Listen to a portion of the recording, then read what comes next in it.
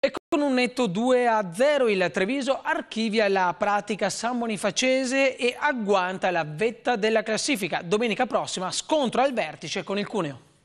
Con i gol di Ferretti e Perna, il Treviso archivia la pratica San Bonifacese e agguanta in testa alla classifica il Casale, che ieri ha pareggiato contro la Virtus.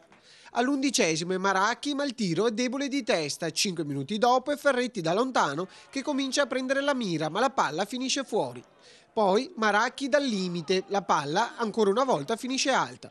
La San Bonifacese si fa vedere al 19° con Zanetti che approfitta di una disattenzione di Cernuto, ma colpisce debolmente di testa. Sul capovolgimento di fronte un perfetto cross di Malacarne trova il destro al volo di Ferretti, palla in rete con l'aiuto del palo. Ancora Ferretti 5 minuti dopo in rotazione di destro, ma la palla è centrale e para Bonato. L'ultima azione degna di nota del primo tempo è della San Bonifacese con Zanetti che supera Biagini e impegna Sartorello sul primo palo. La seconda metà di gioco è ancora biancoceleste. Al 57° è Zanetti ma Sartorello blocca a terra. Un minuto dopo bello slalom di Torromino ma la palla finisce alta. Al 63° Perna colpisce al volo, Maracchi non ci arriva e Giorico sbaglia l'aggancio. Al 67° e 69° ci provano prima Torromino poi Perna senza fortuna.